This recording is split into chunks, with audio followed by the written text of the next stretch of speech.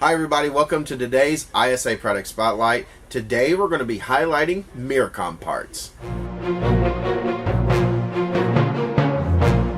We get a lot of requests for Mircom branded parts, especially the intelligent addressable ones. A lot of times we'll get requests for MIX-2251Bs, things of that nature, or the MIX M500Ms, things like that. Those are all basically intelligent devices, but now Mircom has actually added a new element. They are going to what is called an advanced protocol. So a lot of the part numbers have changed a little bit. So for instance, if you have an MIX-2251B intelligent smoke detector head, that's actually switching over to this one right here. An MIX-2251AP.